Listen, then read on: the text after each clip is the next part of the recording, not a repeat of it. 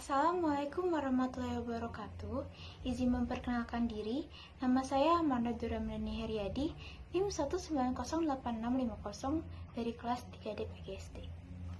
Perkenalkan, nama saya Asri Apri Trilianti Putri dengan NIM 1900407. Assalamualaikum warahmatullahi wabarakatuh. Izin memperkenalkan diri, nama saya Buldansyah dengan NIM 1909611. Perkenalkan, nama saya Erta Alfani, NIM 1908778. Izin memperkenalkan diri, nama saya Ferike Ditya Damayanti dengan NIM 1908889.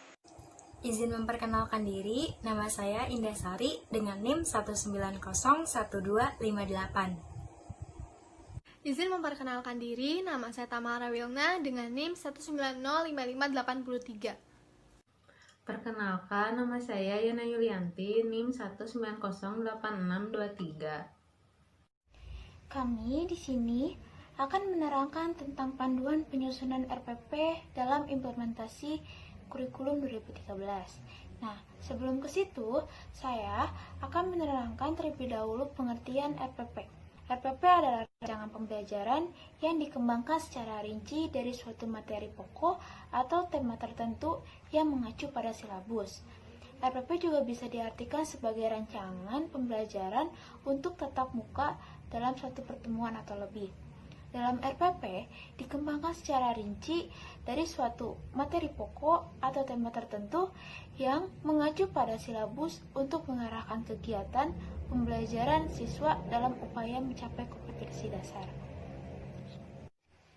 Selanjutnya ada prinsip penyusunan RPP. RPP disusun guru sebagai terjemahan dari ide kurikulum dan berdasarkan silabus ke dalam bentuk rancangan proses pembelajaran. RPP juga dikembangkan guru untuk menyesuaikan silabus dengan kondisi di suatu pendidikan dan mendorong partisipasi aktif siswa. RPP sesuai dengan tujuan kurikulum 2013 untuk menghasilkan siswa sebagai manusia yang mandiri dan tak berhenti belajar. Proses pembelajaran dalam RPP dirancang dengan berpusat kepada peserta didik untuk mengembangkan motivasinya, minat belajar, rasa ingin tahu, kreativitas, kemandiriannya, semangat belajar, dan kebiasaan belajarnya. RPP mengembangkan juga budaya membaca, menulis, dan berhitungnya. Dalam proses pembelajaran RPP dirancang untuk mengembangkan kegemaran membaca, pemahaman beragam pembacaan, dan berekspresi dalam beragam tulisan. RPP disusun dengan memperhatikan keterampilan dan keterpaduan antara kegiatan belajar, penilaian, dan sumber belajar dalam suatu keutuhan pengalaman belajar. Lalu nomor 9 ada RPP disusun secara mengakomodasikan pembelajaran tematik, keterpaduan, lintas mata pelajaran untuk sikap dan keterampilan dan keragaman budaya. Yang ke-10, RPP harus disusun dengan mempertimbangkan penerapan teknologi, informasi, dan komunikasi secara terintegrasi, sistematis, dan efektif sesuai dengan situasi dan kondisi. Selanjutnya ada komponen-komponen dari RPP. Yang pertama itu ada identitas dari RPP. Identitas RPP ini yang pertama identitas sekolah, yaitu nama satuan pendidikan, contohnya SD. Bisa juga SDN 3 Purwamekar. Lalu yang kedua ada identitas mata pelajaran atau subtema. Contohnya seperti mata pelajaran PPKN, Bahasa Indonesia, dan IPS. Temanya benda-benda di lingkungan sekitar, subtemanya perubahan wujud benda. Lalu yang ketiga ada kelas atau semester. Contohnya seperti kelas 5 semester 1. Lalu ada materi pokok. Materi pokoknya yaitu tentang perubahan wujud benda. Lalu ada alokasi waktu. Alokasi waktu ini ditentukan sesuai dengan keperluan untuk pencapaian KD dan beban belajar. Contoh alokasi waktu ini seperti 7 kali 35 menit. Adapun komponen inti dari RPP. Yang pertama adalah kompetensi inti. Kompetensi inti ini contohnya bisa mencakup sikap, contohnya 1. Menerima dan menjalankan ajaran agama yang dianutnya. Lalu yang kedua ada kompetensi dasar. Kompetensi dasar adalah sejumlah kemampuan yang harus dikuasai peserta didik dalam mata pelajaran tertentu sebagai rujukan penyusunan indikator kompetensi dalam suatu pelajaran. Contoh dari kompetensi dasar ini seperti untuk muatan materi PPKN, 1. Menghargai kebersamaan dalam keberagaman sebagai anugerah Tuhan Yang Maha Esa dalam kehidupan bermasyarakat dan berbangsa. Yang kedua, menunjukkan perilaku, disiplin, tanggung jawab, percaya diri, berani, mengakui kesalahan, meminta maaf, dan memberi maaf. Seperti itu. Lalu selanjutnya ada indikator pencapaian kompetensi. Indikator kompetensi adalah perilaku yang dapat diukur untuk menunjukkan ketercapaian kompetensi dasar tertentu yang menjadi acuan penilaian mata pelajaran. Lalu selanjutnya ada tujuan pembelajaran. Tujuan pembelajaran ini menggambarkan proses dan hasil belajar yang diharapkan dicapai oleh peserta didik sesuai dengan kompetensi dasar. Selanjutnya ada materi ajar. Materi ajar memuat fakta, konsep, prinsip, dan prosedur yang relevan dan ditulis dalam bentuk butir-butir sesuai dengan rumusan indikator pencapaian kompetensi. Lalu selanjutnya ada metode pembelajaran. Metode pembelajaran ini digunakan oleh guru untuk mewujudkan suasana belajar dan proses pembelajaran agar peserta didik mencapai kompetensi dasar atau seperangkat indikator yang telah ditetapkan. Biasanya pemilihan metode ini disesuaikan dengan situasi dan kondisi peserta didik serta karakteristik dan setiap indikator. Contoh dari metode pembelajaran ini seperti metode pembelajaran tanya jawab, ceramah, penugasan, dan diskusi. Adapun model pembelajarannya bisa think, pair, and share. Misalnya pendekatannya bisa melalui contextual teaching and learning, contohnya seperti itu. Lalu yang ke-12 ada media pembelajaran. Contohnya media pembelajaran yang bisa kita gunakan seperti peta atau poster atau globe dan lain sebagainya. Lalu ada kegiatan pembelajaran. Nah, di kegiatan pembelajaran ini ada tahap-tahapnya. Yang pertama, pendahuluan. Pendahuluan merupakan kegiatan awal dalam suatu pertemuan pembelajaran yang ditujukan untuk membangkitkan motivasi dan memfokuskan perhatian peserta didik untuk berpartisipasi aktif dalam proses pembelajaran. Lalu yang kedua ada inti. Kegiatan inti merupakan proses pembelajaran untuk mencapai kompetensi dasar. Kegiatan pembelajaran dilakukan secara interaktif, inspiratif, menyenangkan, menantang, dan juga memotivasi. Lalu yang terakhir ada penutupan. Penutupan ini merupakan kegiatan yang dilakukan untuk mengakhiri aktivitas pembelajaran yang dapat dilakukan dalam bentuk rangkuman atau kesimpulan. Lalu yang terakhir ada penilaian hasil belajar. Penilaian hasil belajar ini merupakan prosedur dan instrumen penilaian proses dan hasil belajar disesuaikan dengan indikator pencapaian kompetensi dan mengacu kepada standar penilaian. Penilaian pembelajaran ini biasanya memiliki teknik. Misalnya teknik penilaian secara tes tulis dan non-tes tulis seperti sikap dan keterampilan. Lalu instrumen penilaiannya ada pengamatan sikap, soal, kunci jawaban, pedoman, rubrik, dan membuat laporan. Selanjutnya, saya akan menjelaskan materi tentang langkah-langkah pengembangan RPP.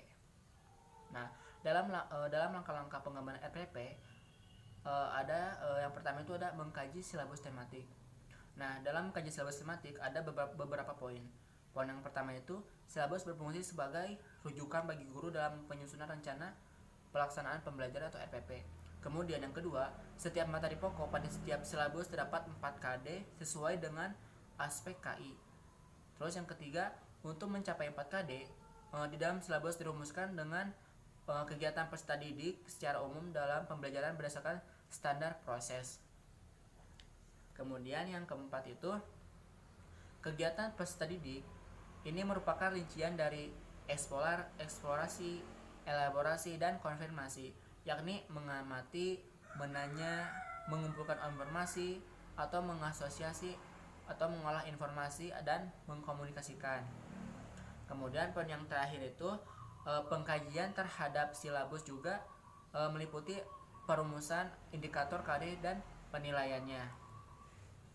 Jadi, secara umum, pada tiap materi pokok di setiap silabus yang diberikan oleh telah terdapat 4 KD yang bersesuaian dengan aspek KI, sikap kepada Tuhan, sikap diri terhadap lingkungan, pengetahuan, dan keterampilan untuk memperoleh pencapaian bagi ke-4 KD. Pada silabus telah dirumuskan kegiatan siswa secara umum saat mengikuti pembelajaran yang didasarkan pada standar proses. Kegiatan-kegiatan siswa ini sebenarnya adalah rincian dari tahap eksplorasi, elaborasi, dan koordinasi, yaitu melaksanakan pengamatan, bertanya, mengumpulkan informasi, mengolah informasi, dan selanjutnya mengkomunikasikan. Nah, kegiatan-kegiatan inilah yang kemudian dijabarkan secara lebih detail pada RPP yang akan dikembangkan. Bentuknya adalah berupa langkah-langkah yang akan dikerjakan guru dalam pembelajaran, sehingga siswa menjadi terlibat untuk aktif belajar, aktif bekerja sama, dan juga pengkajian silabus. Selain hal tersebut, di atas juga dapat merumuskan indikator KD dan lengkap dengan penilaiannya. Selanjutnya, saya akan menjelaskan yaitu mengidentifikasi materi pembelajaran yang mempertimbangkan yang pertama yaitu potensi yang dimiliki siswa. Yang kedua, ada tidaknya relevansi terhadap karakteristik daerah. Yang ketiga, tingkat perkembangan fisik, intelektual, emosional, sosial, dan spiritual yang dimiliki siswa saat ini. Terus ada manfaat untuk siswa, struktur keilmuan, terus ada aktualitas, kedalaman, dan keluasaan materi pembelajaran. Selanjutnya ada tidaknya relevansi terhadap kebutuhan siswa serta tuntutan lingkungan. Dan yang terakhir ada alokasi waktu yang disediakan atau yang tersedia.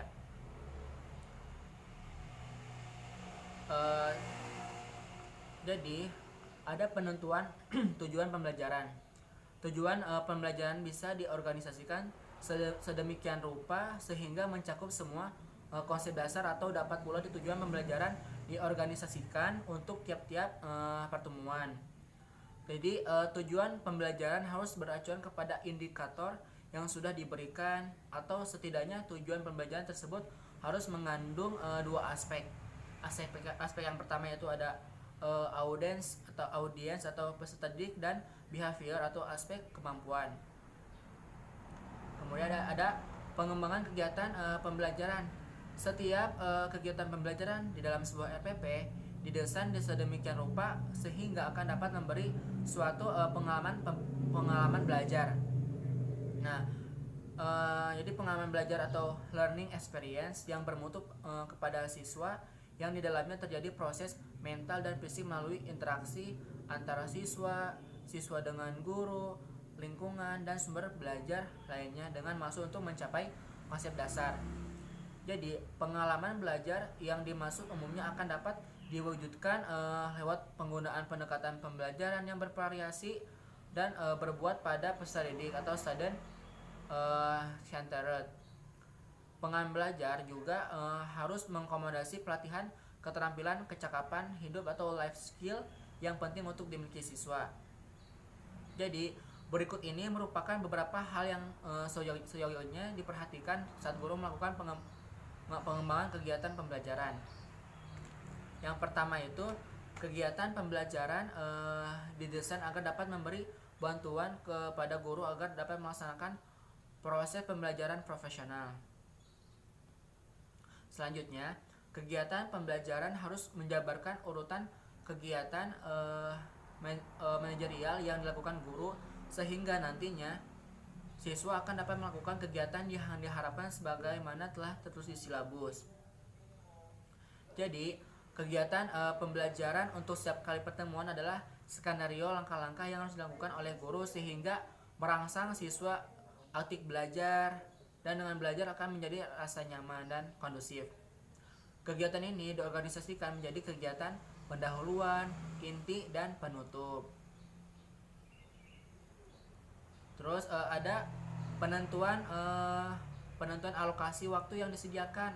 Nah, di dalam penentuan alokasi waktu untuk tiap konsep dasar harus didasarkan pada jumlah minggu efektif dan alokasi waktu mata pelajaran setiap minggunya yang tersedia dengan tetap mempertimbangkan jumlah konsep dasar, keluasaan, kedalaman, dan tingkat kesulitan dan tingkat kepentingan konsep dasar. Alokasi waktu yang telah dituliskan dalam silabus adalah perkiraan waktu rata-rata yang dibutuhkan untuk penguasaan konsep dasar untuk siswa yang beragam. Oleh karena itu, alokasi tersebut dapat dirinci dan disesuaikan kembali di dalam RPP yang dikembangkan oleh guru. Terus yang terakhir ada penentuan sumber belajar.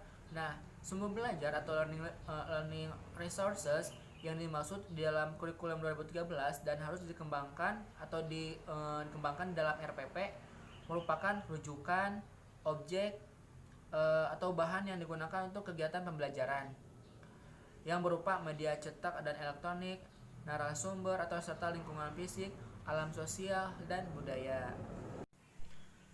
Dan yang terakhir, merumuskan indikator. Apa sih itu indikator? Indikator merupakan penanda pencapaian kompetensi dasar yang ditandai oleh perubahan perilaku yang dapat diukur. Indikator dikembangkan sesuai dengan karakteristik peserta didik, mata pelajaran, satuan pendidikan, potensi daerah, dan dirumuskan dalam kata kerja operasional yang terukur dan dapat diobservasi. Indikator digunakan sebagai dasar untuk menyusun alat penilaian. Nah, dalam merumuskan indikator ada beberapa poin. Poin yang pertama adalah keseluruhan indikator memenuhi tuntutan kompetensi yang tertuang dalam kata kerja yang digunakan dalam kompetensi KI dan KD. Kemudian yang kedua, indikator dimulai dari tingkatan berpikir mudah ke sukar, sederhana ke kompleks, dekat ke jauh, dan dari konkret ke abstrak, bukan sebaliknya. Poin yang ketiga, indikator harus mencapai tingkat kompetensi minimal KD dan dapat dikembangkan melebihi kompetensi sesuai dengan potensi dan kebutuhan siswa. Dan yang terakhir, indikator harus dapat menggunakan kata kerja operasional yang sesuai.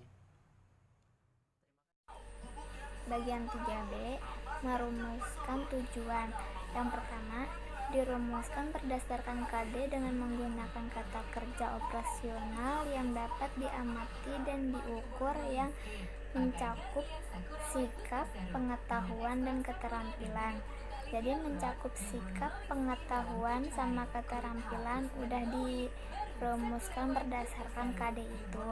Dan yang kedua, dapat diorganisasikan mencakup seluruh KD atau diorganisasikan untuk setiap pertemuan.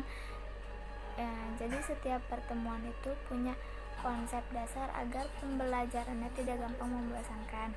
Yang ketiga, mencakup pada indikator dan mengandung aspek peserta didik aspek kemampuan, kondisi, dan degree. Bagian keempat, pada pengembangan kegiatan pembelajaran. Yang A, disusun untuk memberikan bantuan kepada pendidik agar dapat melaksanakan proses pembelajaran secara profesional. Jadi, seorang guru itu harus memberikan bantuan kepada pendidiknya agar dapat melaksanakan proses pembelajarannya, hubungan antara guru dan siswa. Dan yang B, memuat rangkaian kegiatan manajerial yang dilakukan guru agar siswa dapat melakukan kegiatan seperti pada silabus. Yang bagian C, untuk setiap pertemuan merupakan skenario langkah-langkah guru dapat membuat siswa aktif belajar. Kegiatan diorganisasikan menjadi kegiatan pendahuluan, inti, dan penutup. Jadi peran guru di setiap pertemuan harus punya skenario langkah-langkahnya, membuat mahasiswa atau murid-muridnya itu aktif belajar, bertanya. Terus guru juga bisa merespon pertanyaan dari siswanya. Yang kelima ada mengembangkan penilaian. Yang A, penilaian untuk mengukur mencapai kompetensi. B, penilaian menggunakan acuan kriteria atau tuntas.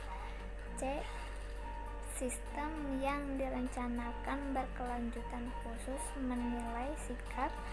D, hasil penilaian dianalisis untuk menentukan tindakan lanjut. E, dapat penilaian harus disesuaikan dengan pengalaman belajar yang ditempuh dalam proses pembelajaran. Menuju ke pembahasan selanjutnya, yaitu yang keenam, menentukan alokasi waktu. Alokasi waktu ini didasarkan pada jumlah minggu efektif, dan alokasi waktu per mata pelajaran itu ditentukan per minggu. Yang dicantumkan dalam silabus merupakan perkiraan waktu rata untuk menguasai konsep dasar yang dibutuhkan oleh peserta didik yang beragam dan dirinci serta disesuaikan lagi oleh RPP. Yang ketujuh, yaitu menentukan sumber belajar. Sumber belajar ini dapat kita temukan di mana saja dan oleh siapa saja. Contohnya itu seperti rujukan, buku, media, alat peraga, objek, dan atau yang digunakan untuk kegiatan pembelajaran.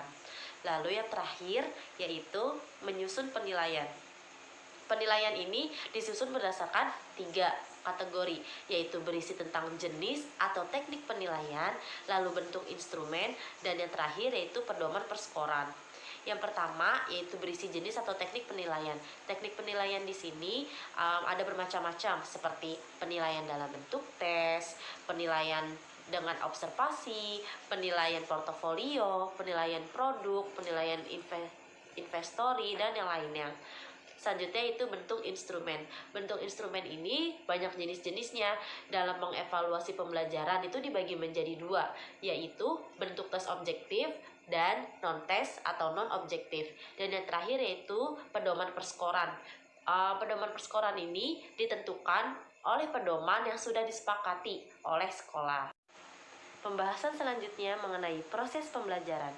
Proses pembelajaran di sini dibagi menjadi 3 kegiatan. Yang pertama yaitu kegiatan pendahuluan.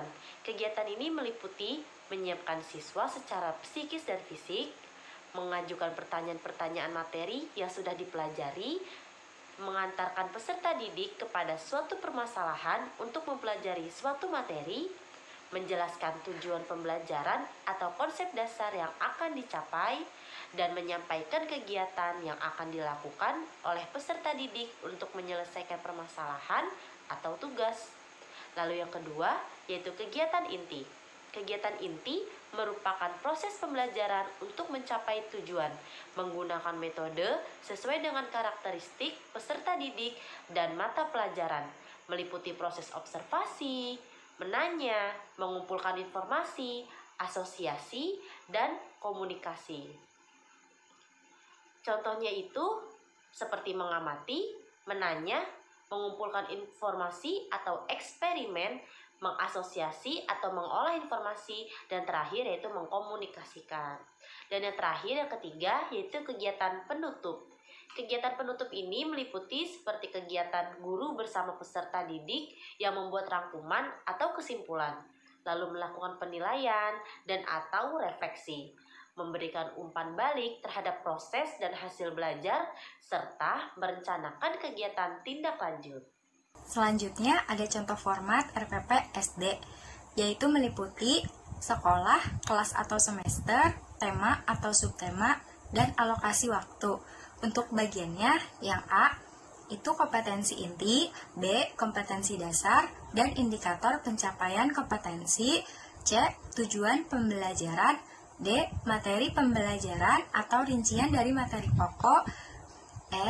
Metode pembelajaran dan pendekatan pembelajaran atau rincian dari kegiatan pembelajaran, F. Media, alat, dan sumber pembelajaran. Lalu yang G ada langkah-langkah kegiatan pembelajaran. Yang pertama, pertemuan ke-1 itu mencakup pendahuluan atau kegiatan awalnya berapa menit, B. Kegiatan intinya berapa menit, C. Penutupnya itu berapa menit. Dan yang kedua, pertemuan kedua mencakup sama seperti yang pertama, itu A. Pendahuluan atau kegiatan awal, B. Kegiatan inti, dan C. Penutup. Lalu yang H itu penilaian, mencakup yang pertama jenis atau teknik penilaian, 2. Bentuk instrumen dan instrumennya, C. Pedoman penskoran. Kemudian ada perumusan indikator dan tujuan pembelajaran. Standar Proses Peraturan Menteri Pendidikan Nasional atau Permendiknas Nomor 41 pada tahun 2007, indikator pencapaian kompetensi adalah perilaku yang dapat diukur dan atau diobservasi untuk menunjukkan ketercapaian kompetensi dasar tertentu yang menjadi acuan penilaian dalam mata pelajaran. Indikator pencapaian kompetensi dirumuskan dengan menggunakan kata kerja operasional yang dapat diukur yang mencakup pengetahuan, sikap, dan keterampilan. Indikator pencapaian kompetensi merupakan rumusan kemampuan yang harus dilakukan atau ditampilkan oleh siswa untuk menunjukkan ketercapaian kompetensi dasar. Indikator pencapaian kompetensi merupakan tolak ukur ketercapaian suatu kompetensi dasar.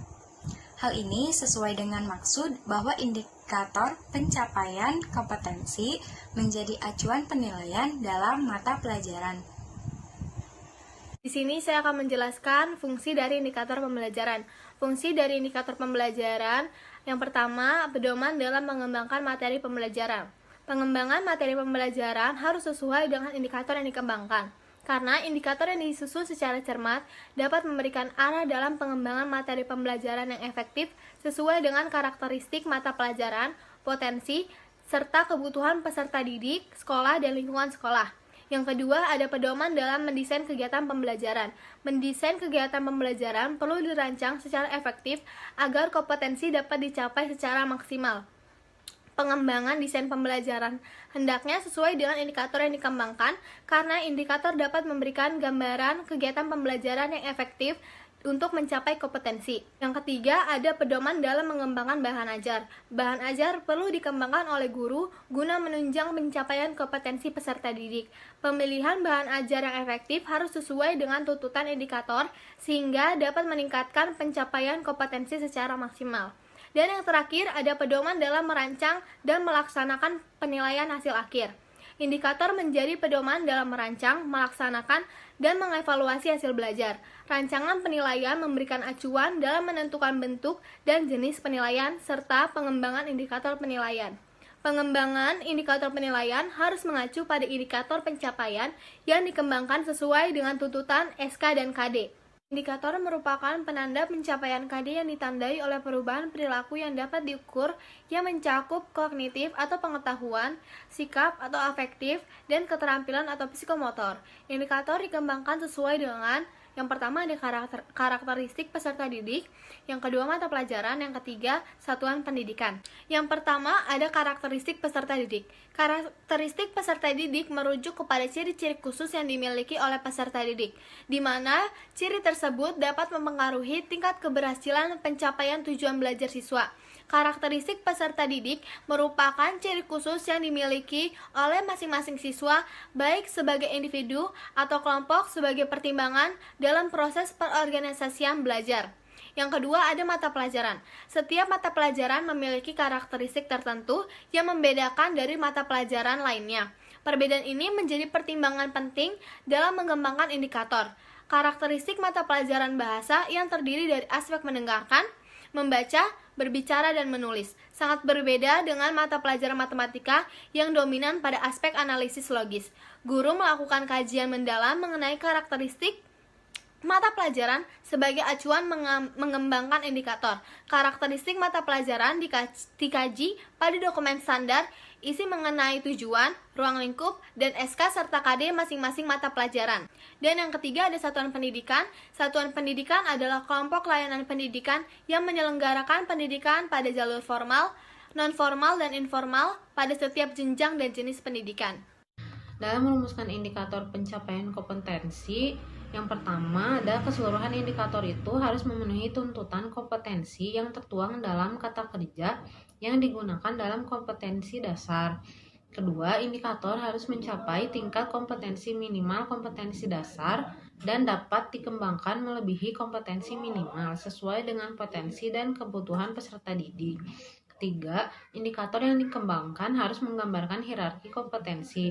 Keempat, rumusan indikator sekurang-kurangnya mencakup dua aspek, yaitu tingkat kompetensi dan materi pembelajaran. Kelima, menggunakan kata kerja operasional yang sesuai. Lalu, dalam merumuskan tujuan pembelajaran, terdapat 4 unsur pokok yang harus dicantumkan atau disingkat ABCD. A-nya yaitu audiens, yaitu siswa yang akan belajar. B. Behavior, yaitu perilaku spesifik yang akan dimunculkan oleh siswa setelah selesai proses belajarnya dalam pelajaran tersebut. Perilaku ini terdiri atas 2 bagian penting, yaitu kata kerja dan objek. C. Condition, yaitu keadaan yang harus dipenuhi dalam proses atau dalam keadaan bagaimana siswa diharapkan mendemonstrasikan perilaku yang dikehendaki saat ia dites. Misalnya, diberikan berbagai rumus dan diberikan kesempatan 3 kali percobaan. Yang D, degree, yaitu tingkat keberhasilan siswa dalam mencapai perilaku tersebut. Tingkat keberhasilan siswa ini ditunjukkan dengan batas maksimal dari penampilan suatu perilaku yang dianggap dapat diterima. Contohnya, paling sedikit 80% benar. Terima kasih. Sekian dari saya. Wassalamualaikum warahmatullahi wabarakatuh.